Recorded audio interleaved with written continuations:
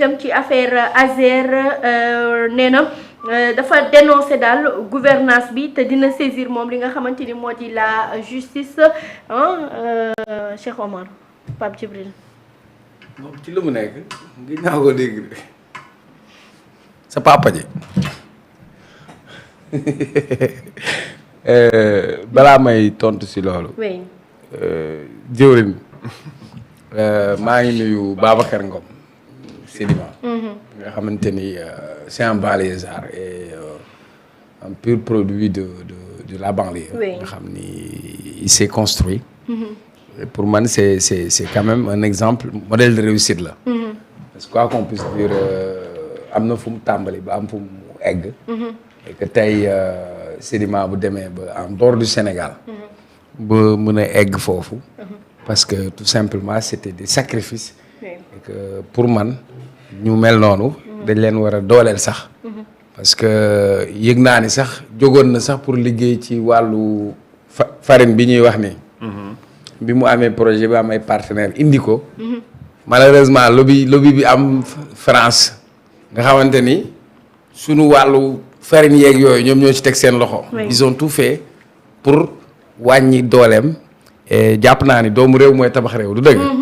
maintenant Anta Babacar Ngom moi je l'apprécie d'abord elle s'est battue ba egg fii en jëwrin nekk jeune nekk jigéen jusqu'à un moment donné bi mu duggee ci benn gaamu opposition bi et tey ci li mu nekkoon génn na si pour man nit da nga am sa identité propre surtout que am na ay capacité intellectuelle am na leadership elle parvient à communiquer et man mosuma ko gis mu wax boo xamante ni c'est pas correct mosuma ko gis mu am yenn comportement yi et puis elle a de la valeur parce que nekk na jigéen ñëw na nekk na candidat et cetera maintenant pour revenir un peu si li nga wax balaa may wax sax si waxu Pape Djibril man je donne mon point de vue c'est regrettable et c'est très dommage que qu'on s'en limite là parce que Ousmane Sonko c'est le premier ministre du gouvernement du Sénégal du dëgg mais jusque Sonko a une autre casquette politique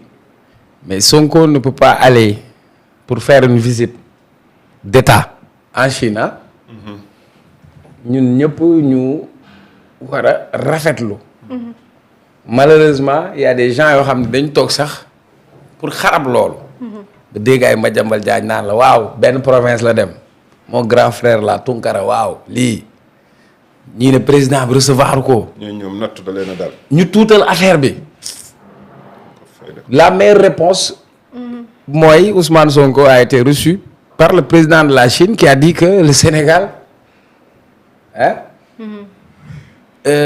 benn denrée bu rare la en Afrique. ñu waroon a waxtaan sur les retombées de la visite. Qu'est-ce que le Sénégal peut gagner dans le cadre de cette coopération pour man le débat devrait être là-bas. Le modèle chinois. sur leur transformation. sur leur révolution. industrielle, agricole, culturelle. sur le plan de la technologie. Qu'est-ce que le Sénégal a gagné? Pour moi, la communication devrait être axée sur ça. Malheureusement, Ousmane Sonko qui revient de voyage, toute la communication, les gens ne veulent que retenir 30 secondes ou 27 secondes où il dit moom ce qu'il pense. am na ñi war a raser mur il a raison. Il y a des gens yoo xam ni dañu war a raser les murs. ñi nga xam ne ñooñu dugal ci yenn situation yi. ñooñu amuñu jom waruñu wax. te loolu Sonko xaarul ba dem fële sax wax ko quoi. foofu wax boobu Sonko wax ànd naa ci ak moom. ñi luubal alalu réew mi. ñooñu dañoo war a wax. ñi nga xam ne dañ doon toog di encaisser au nom des Sénégalais. parce que nous sommes dans une démocratie qui leur permet d'exister, qui leur permet de parler. Par contre là où je ne suis pas d'accord avec Sonko. am na yoo xam ni. cëram tey mayu ko ko. oui. parce que bu jógee bu waxee noonu. comme si que démocratie boobu les gens waruñu wax. te moom c'est cette même démocratie qui lui permettait de s'exprimer. oui. démocratie bi am. moo taxoon Sonko jëwrin di critiquer di kaas. di def ay live. di wax. waaw ñun ñii ñuy toog. di wax di ko défendre donc pour man moi je suis tellement attaché. oui. à cette démocratie qu'on a construite. Rien n'est parfait. C'est vrai que nag dans une démocratie il y a des règles. Oui. Quelles sont les règles. ku respecté wul règles yi na yoon def liggéeyam point barre. ki nga xam ni wax na lu waxuwut na yoon def liggéeyam. oui. N'est-ce pas. Oui. Parce que pour man dans cette évolution démocratique. pour avoir une démocratie nag il faut avoir des démocrates. Malheureusement le débat est bas. oui. Le débat est bas. J'aurais aimé entendre Pape Djibril donner son point de vue sur la coopération entre la Chine et le Sénégal. Lui, en tant que parlementaire, qu'il nous fasse l'évaluation des politiques publiques qu'il a eu à juger. Mais Pape Djibril est dans la politique et c'est normal. On ne peut pas lui empêcher de faire de la politique. Suy wax léegi, il s'adresse directement à Sonko parce que il veut se jauger, il veut se positionner. Bu ñuy tudd suba, bu ñu tuddee Sonko tudd ko, c'est ce qu'il cherche.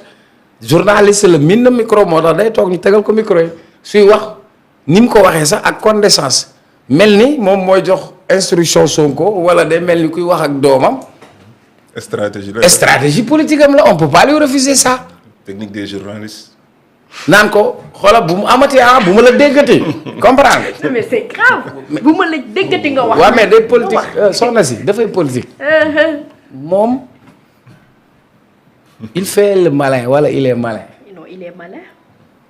am na c'est quelqu'un que j'estime beaucoup. oui. mais pour man. oui. c'est pas son rôle. le potentiel que Pape Djibril a. am na benn démarche boo xam ne tey heure bi Pape Djibril waroon na bokk. si ñuy ngànk réew mi. loolu laa gëm. loolu laa gëm. oui. mais tey am na yenn combat yi muy dugg def ci empiété wu rek parce que nekk nga député ajawrin man li may xaar ci moom mooy que Pape Djibril soit dans la construction li may xaar ci moom que Pape Djibril bi ma xam qu'il soit dans l'objectivité mais pas ci niveau boobu maintenant soo bëggee siiw nag da ngay fekk siiw nga tëgg ko mbéj loolu stratégie bi loolu la daa mel ni nga fekk Modou Lo xam man Modou Lo fan yëpp moom laay wër ma ñëw fekk mu toog su ma ngàddee Modou Lo fa laay jaaree am tur mooy laay waajee ngàdd Modou am nañoo boo bëggee siiw da ngay door ko siiw Pape Djibril dans son rôle il se positionne sur le plan politique c'est acceptable mais par contre pour man Ousmane Sonko il demeure et reste Ousmane Sonko il est direct Sonko il n'est pas dans amul filtre il n'a pas de filtre day wax li mu xalaat.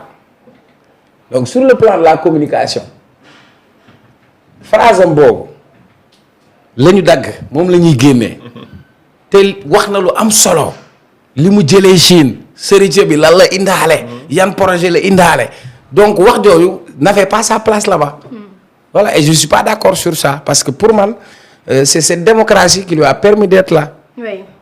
maintenant la démocratie c'est des règles. oui. La liberté d'expression d'accord mais cette liberté elle s'accompagne d'une responsabilité. mën nañu teg yoon.